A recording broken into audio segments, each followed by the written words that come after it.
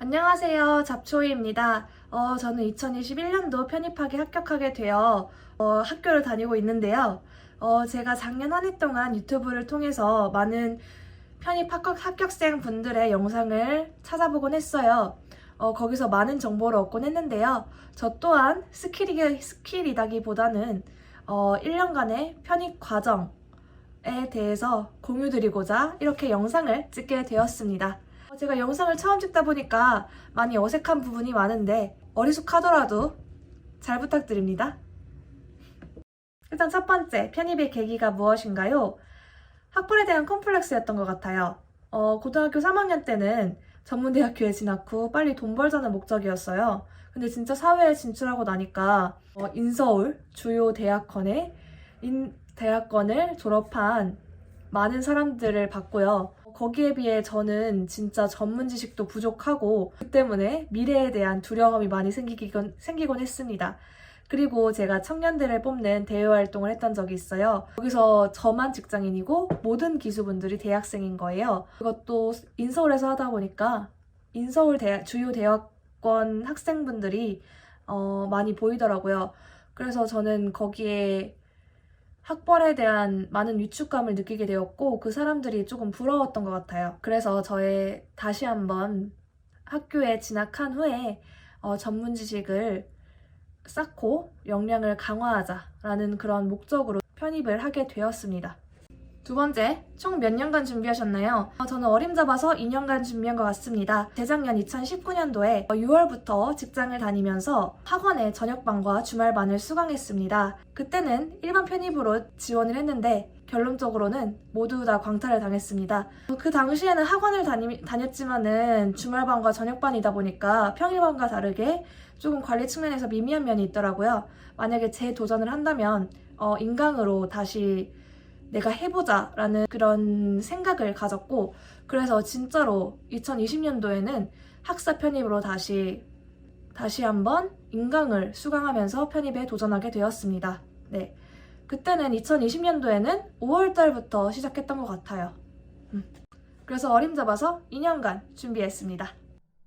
세 번째, 학사학위는 어떻게 취득하셨나요? 일단 학은제를 통해서 취득했습니다. 일단 학사학위에 대해서 알려드릴게요. 일단 학사학위를 취득하기 위해서는 전공 50학점, 일반 50학점, 교양 40학점이 필요합니다. 저는 경영학사를 취득했어요. 비교적 빠른 시기에 딸 수 있는. 그래가지고 저는 전적대학교에서 다른 전공했기 때문에 일반 학점, 50학점 모두 다 들고 올 수 있었고요. 교양학점 10점, 전공 과목이 3점 들고 왔습니다. 그래서 총 필요한 학점이 전공 47점, 교양 30점이 필요했습니다. 그래서 제가 생각해낸 게 학은제와 독학사 자격증을 따자였는데요. 저는 플래너를 끼지 않았어요. 제가 그냥 알아보고 착착 했습니다. 그래서 학은제 같은 경우에는 제일 싼 곳, 3만원짜리로 인터넷에 보이는 제일 싼 곳을 했는데 의외로 학점을 잘 주더라고요. 그래서 그 학점으로 밀고 갔습니다. 그리고 두 번째, 그 독학사 같은 경우에는 1, 2단계가 있는데요. 제가 3월달부터 시작을 했어요. 근데 1단계가 원래 2월달에 보는 거였는데 코로나 때문에 2단계 뒤로 밀려졌었어요. 그래 다행히도 1, 2단계 모두 볼 수 있어가지고 2단계에서 5과목을 취득 후 25점을 획득을 했고 1단계에서는 3과목을 취득한 후 교양 12과정을 획득할 수 있었습니다. 또 자격증 같은 경우에는 저는 매경 테스트를 땄습니다. 한 달 동안 공부한 후에 다이렉트로 18학점 얻을 수 있었어요. 혼자 그 플랜을 짜실 분들은 한 가지 주의할 점을 알려드리면은 경영학사를 따실 분들은 경영학사에 필수 과목이 있단 말이에요. 그 필수 과목을 보시고 이 전공을 학은제로 들여야겠다 아니면 독학사로 따야겠다라는 그런 선택 과목이 있어요. 저는 그래가지고 독학사로 절대 못하겠다는 회계 원리 같은 경우에는 학은제를 통해서 들었고요. 그래서 학은제로 몇 개 전공 필수 과목을 듣고 독학사로 몇 개 가져와서 총 전공 필수 과목은 다 모일 수 있었습니다. 또 한 가지 팁을 드리자면은 학은제 하실 경우에 교양이랑 전선으로 들어갈 수 있는 과목이 몇 가지가 있어요. 예를 들면 리더십, 인간관계론 같은 경우에는 교양이나 전선 과목에 들어갈 수 있어요. 그럼 유도리 있게 하시면 돼요. 만약에 교양이 조금 내가 부족하다 싶으면은 교양 과목에 넣으시면 되고요. 전선이 부족하다 싶으면은 전선 학점에 넣으시면은 이게 딱 맞춰져서 바로 취득하실 수 있습니다. 이런 저는 생각을 다 해가지고 저 혼자 플랜을 짰습니다. 그래서 저는 3월부터 8월까지 총 6개월의 과정에 걸쳐서 학사학위를 취득했습니다. 학은제 사이트에서 임시로 플래너가 배정이 되는데요. 그 플래너 분께서도 절대로 6개월 만에 그거는 딸 수 없다라고 하셨어요. 근데 저는 해냈거든요. 그래서 본인이 추진하는 대로 하시면 됩니다.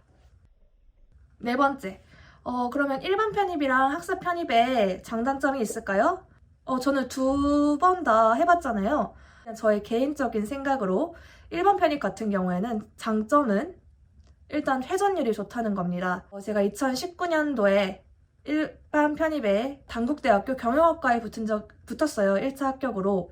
근데 예비가 170번대였거든요. 근데 사람이 그만큼 많이 뽑으니까 예비 한 70번까지는 빠지더라고요. 네, 뽑는 인원이 많은 만큼 회전율이 팍팍 돈다는 겁니다. 그 대신 단점은 1차 합격이 그렇게 쉽지가 않아요. 네, 기회의 폭이 넓어서 잘하는 사람들이 많이 널려있기 때문에 그 점수가 진짜 촘촘합니다. 네, 저도 단국대학교 170번대 예비를 받았을 때 깜짝 놀랐던 게 그 배수가 넘어가는 거예요. 5배수를 뽑는다면은 200명을 뽑아야 되는데 230명 가량 뽑았다는 거니까 동일 점수대가 엄청나게 많다는 의미입니다. 그렇기 때문에 저는 일반 편입 같은 경우에는 회전율이 좋다.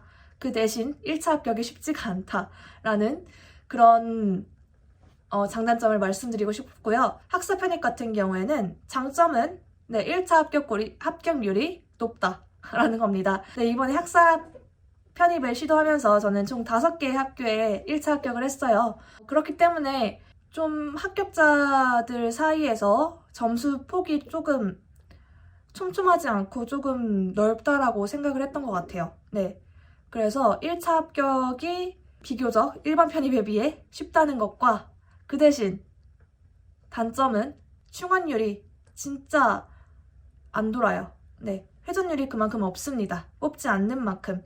원래 학사 편입 같은 경우에는 한두 명 뽑는단 말이에요. 1차 합격이 쉬운 대신 그만큼 예비가 돌지 않습니다. 네, 거기에 올인하는 경우가 많기 때문에 비메이저 같은 경우에 문사철 같은 경우에는 진짜 최종 합격 아니면은 가망이 없다라고 생각하시면 될 것 같아요. 네, 일반 편입 같은 경우에는 조금 회전율이 돌지만 학사 편입은 회전율이 잘 돌지 않습니다. 그래서 학사 편입을 취득하셨다고 하더라도 일반 편입과 학사 편입 둘 다 섞어 쓰시길 권유드립니다. 저는 이번 연도 학사 편입만을 고집하면서 조금 원서 접수의 중요함을 알았습니다. 5번째, 공부 루틴이 어떻게 되시나요? 저는 월의 일정 같은 경우에는 저는 인강 교수님의 커리큘럼을 따랐기 때문에 별로 말씀드릴 건 없을 것 같고요. 하루의 일정을 말씀드릴게요. 저는 그냥 진짜 기계처럼 살았던 것 같아요. 작년 한 해 동안. 네, 말씀드리면은 7시부터 8시까지 영어 단어를 외우고요.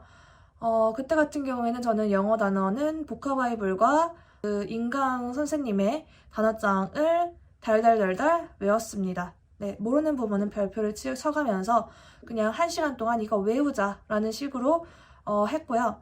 8시부터 10시가량 시간이 됐던 것 같아요. 그 같은 경우에는 저는 문제를 풀었습니다.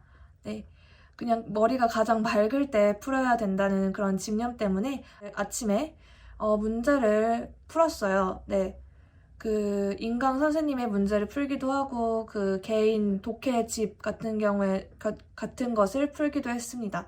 10시부터죠. 10시에서 12시 같은 경우에는 인강을 들었어요. 그 문제 풀이에 대한 인강을 듣고 저는 지루한 성향을 못 참기 때문에 빠른 배속으로 들었습니다. 네, 빠른 속도로 빨리빨리 이해할 수 있는 만큼 들었습니다. 선생님께서 하시는 말씀이 인강도 절대로 스톱하면 안 된다. 머리를 멈추게 하지 말라고 하셨거든요.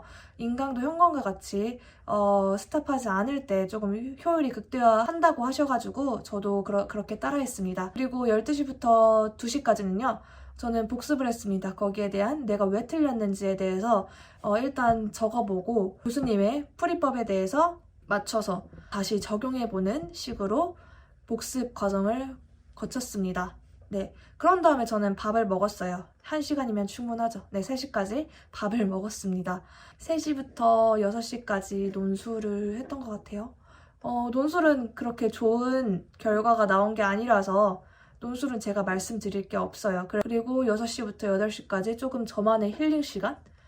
수험생이 힐링 시간이라는 것이 조금 웃기긴 하지만은 조금 쉬어야 된다고 생각했기 때문에 그래도 저는 전공 책이라든지 신문을 보면서 쉬긴 했어요.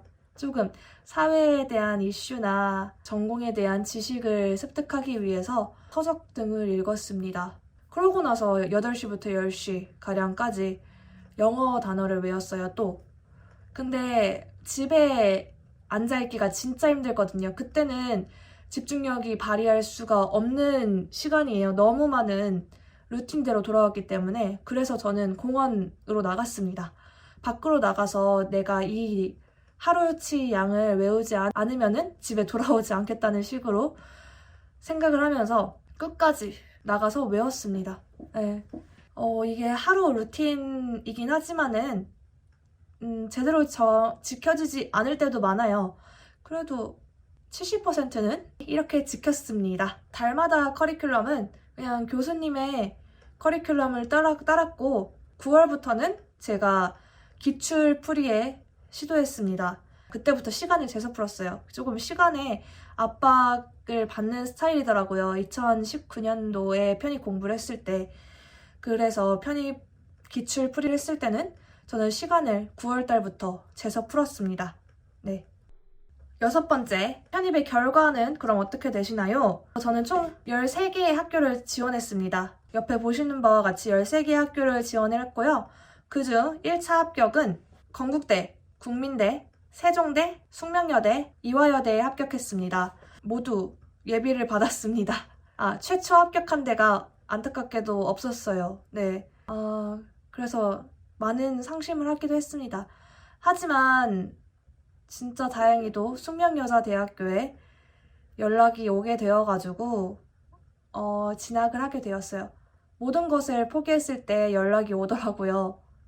다행히도. 그때 생각하면 진짜 가슴이 철렁하고 울면서 받았어요.